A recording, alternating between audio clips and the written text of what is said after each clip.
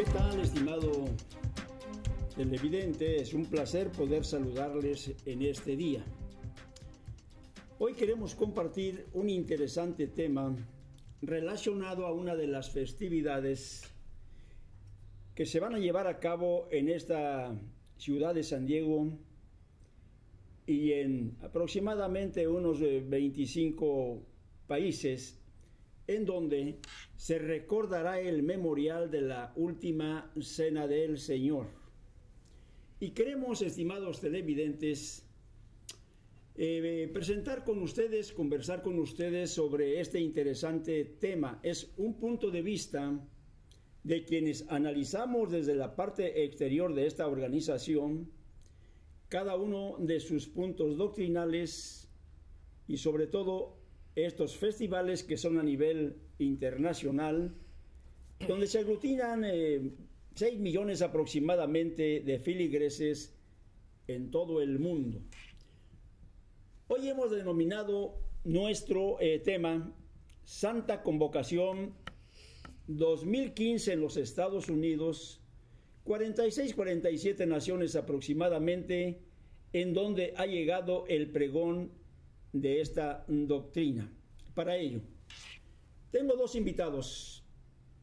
Vamos a iniciar con Esther Castellano, nuestra joven historiadora ya de ustedes, muy conocida, a quien doy la bienvenida. Esther, pues aunque un poquito, digamos, no en completa salud, pero me da alegría verte. ¿Cómo estamos? Bien, y también deseándoles, pues primeramente, un afectuoso saludo y una felicitación por el año también, que aunque ya lleva unos días recorrido, pero en este año que se nos permite una vez más iniciar con estas programaciones, le agradezco la invitación y agradezco a los directivos de este canal la oportunidad de poder estar presentes una vez más en estos tipos de programas. Un placer contar contigo, Esther Castellanos. Mario Monsalvo, ingeniero, bienvenido. ¿Cómo estamos?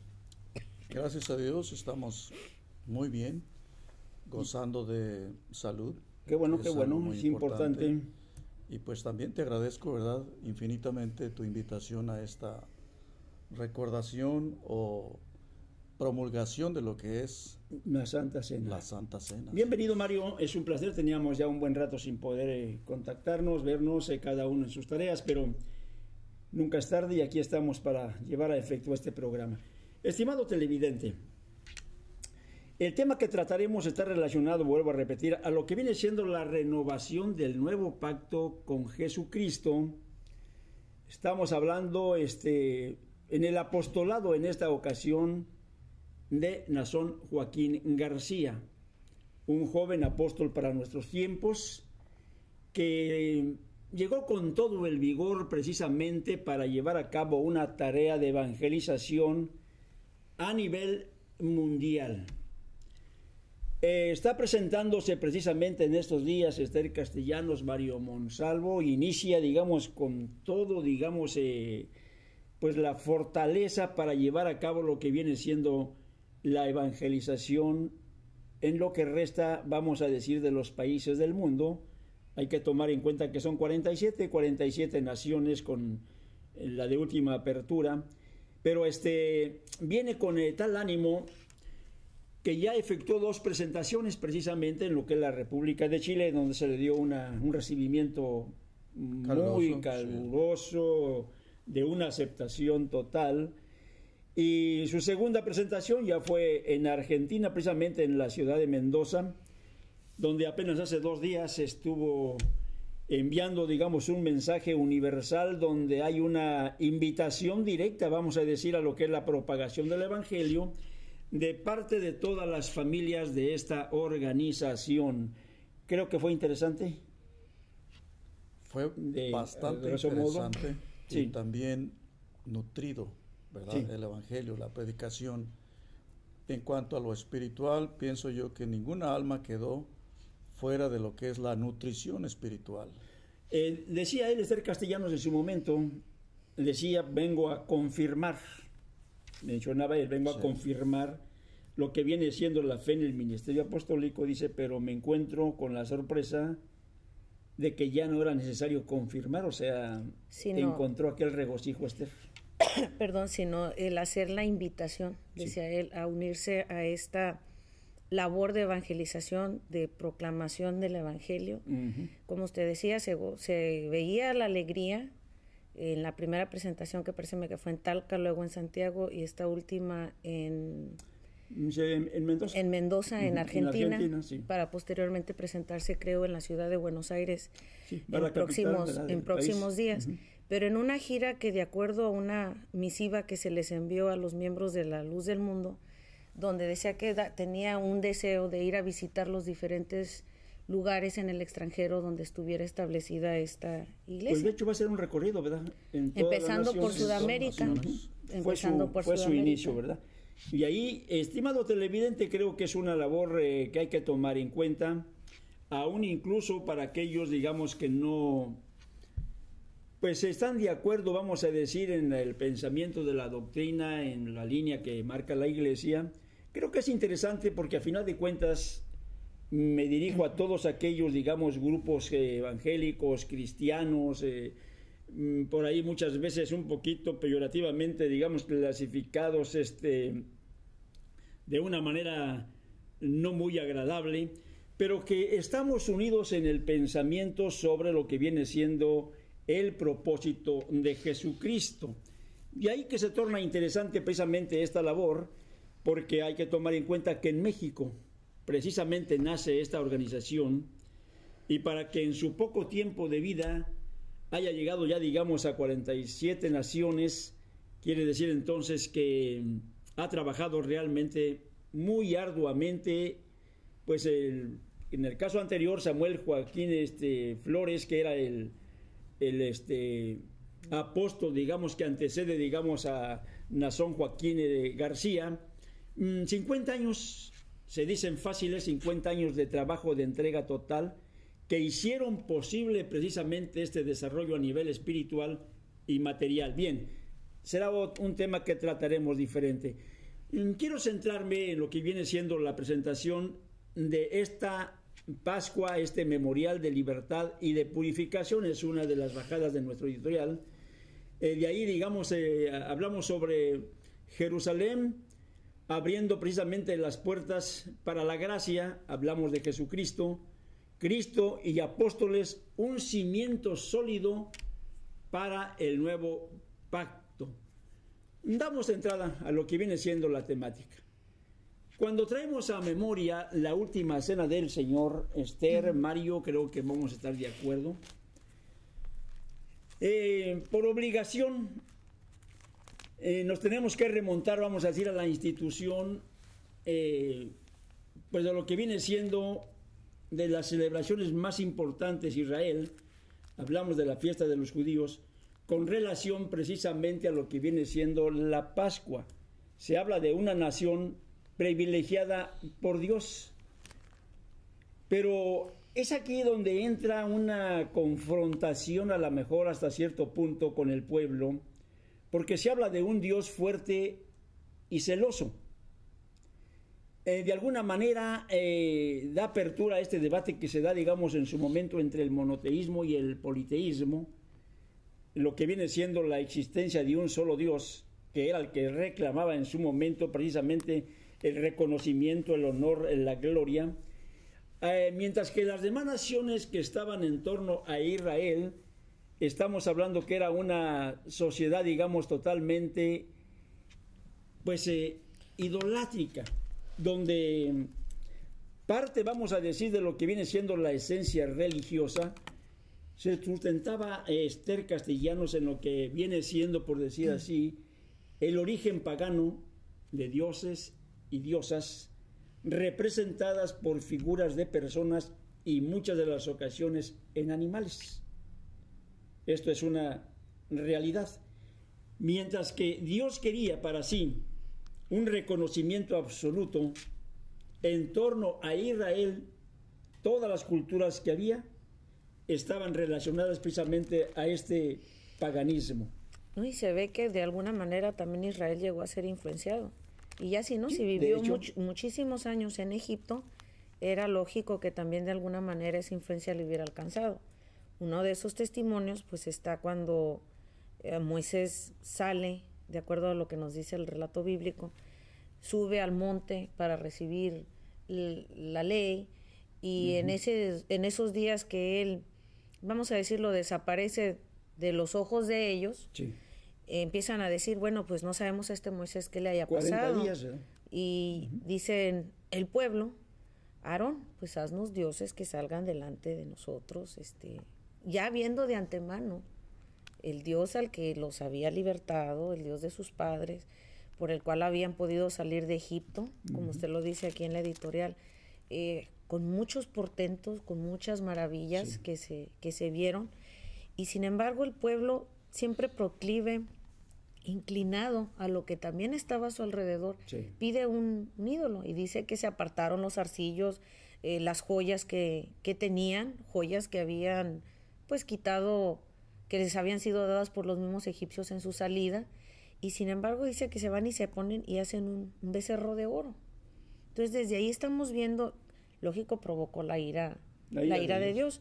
Estamos viendo que el hombre siempre tendió o ha tendido a tratar de buscar en las cosas que sus ojos ven una explicación, una explicación a la divinidad, o de algo que palpa o imagina para poderse sentir cercano a Dios. Definitivo. Pero desgraciadamente lo hizo en este caso Israel de una manera, en concepto no iba tan mal, pero de una manera errónea, de una manera errónea, tratar de buscar a Dios. Y si no recuerdo mal, dice en el libro de Deuteronomio que les hace una recomendación, que cuando ellos entraran a las tierras, a la tierra que Dios les había prometido y las naciones que les rodeaban, dice, ustedes ni siquiera pregunten cómo se sirven a sus dioses, porque de la manera que ellos sirven a sus dioses era algo que Dios no aceptaba.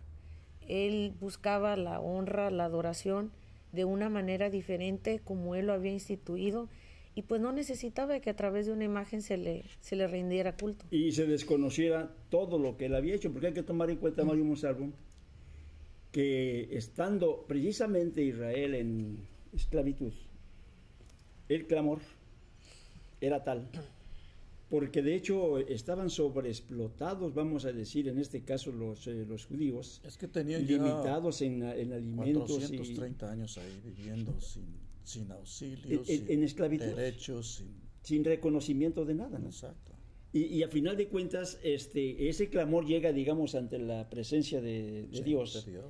Y se habla, pues, de que se manifiesta de tal manera que empieza a haber una serie de manifestaciones que hoy ante los ojos de la humanidad, ante los ojos, vamos a decir, incluso de personas, científicos, gente preparada, es algo que no fue posible.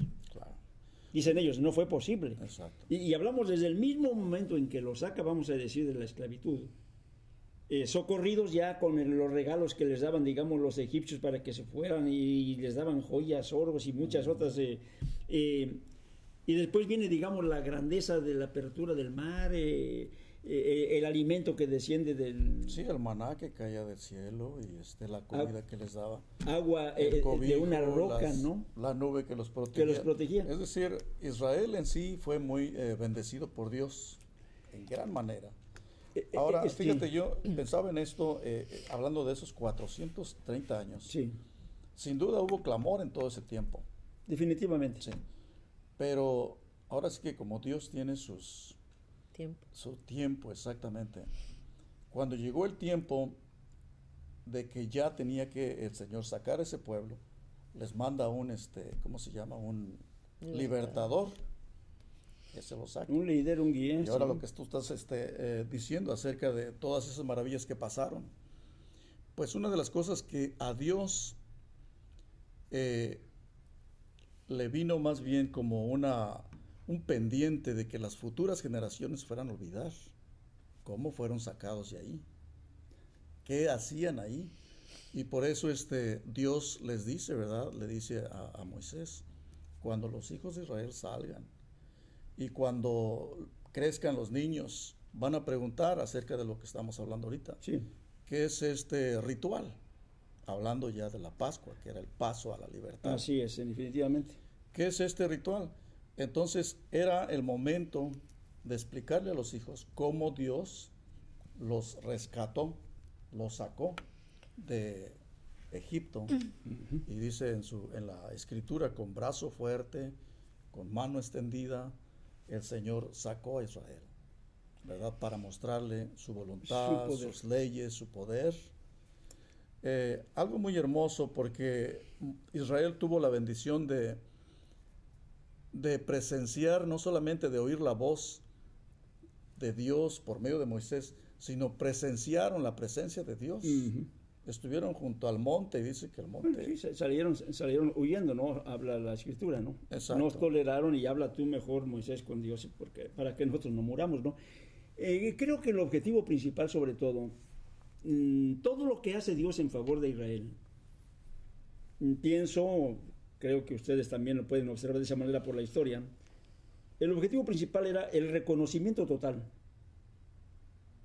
de un solo Dios, precisamente, con el poder suficiente para poderle, digamos, en su momento devolver con gratitud ese reconocimiento, esa honra, esa gloria que a lo mejor él venía, digamos, reclamando en su momento, pero que a final de cuentas Israel, como decía hace un momento Esther, proclive a esa situación de idolatría, no lo hizo.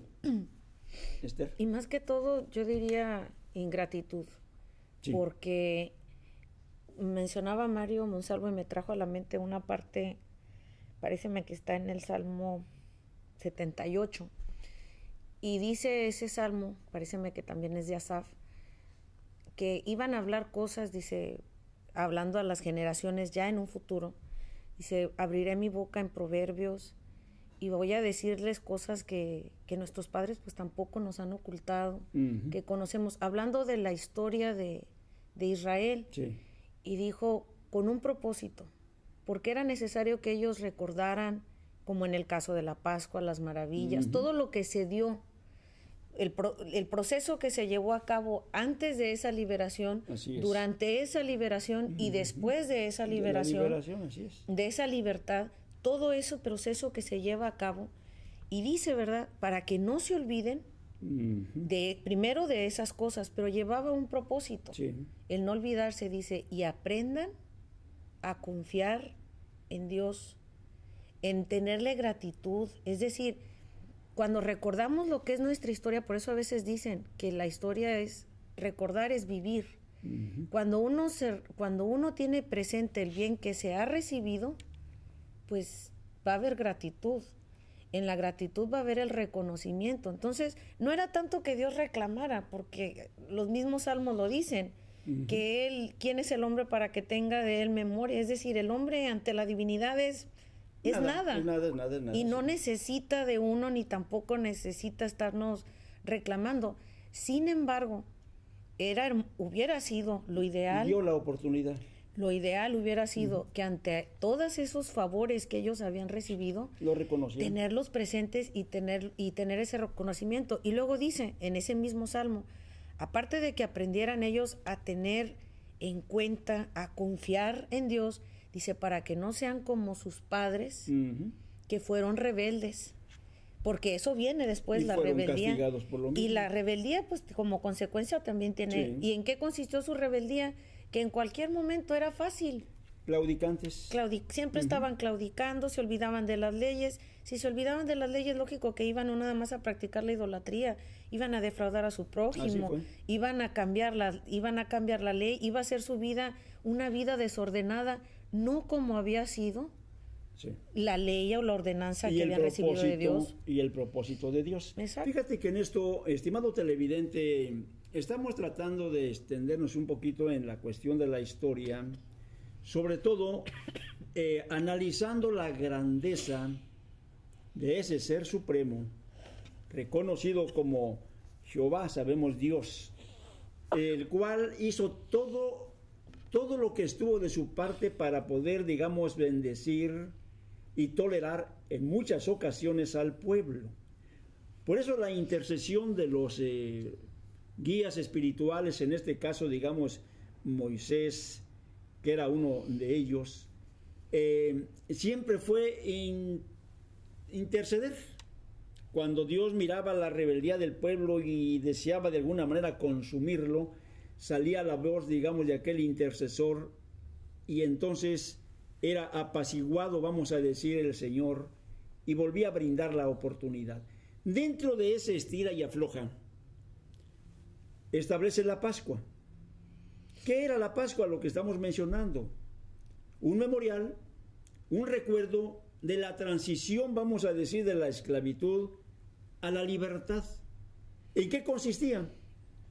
El mandamiento fue que en el mes de Abí precisamente se celebraría en el mes primero, a los 14 días del mes, entre las 2 tardes en el desierto de Sinaí. Eso se encuentra en Éxodo 12, 27, 26, a ver si por ahí nos da referencia Mario Monsalvo. Y decía, vosotros responderéis, dice, es la víctima de la Pascua. A ver, adelante, Mario. Sí, cómo no, Rubén. Sí. Dice Éxodo 12, 27, vosotros responderéis, es la víctima de la Pascua de Jehová, el cual pasó por encima de la casa de los hijos de Israel en Egipto, cuando hirió a los egipcios y libró nuestras casas.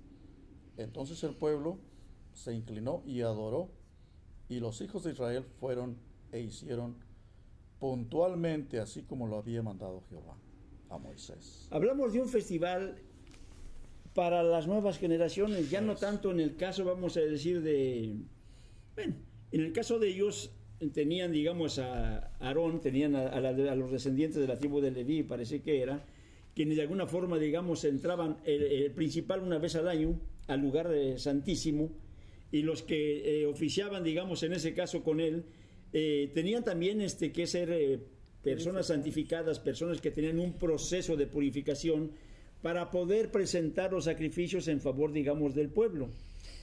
Pero el objetivo principal era un memorial que las futuras generaciones tuvieran siempre presente. No obstante, digamos que la narración histórica nada por ahí narra todo, digamos, con exactitud.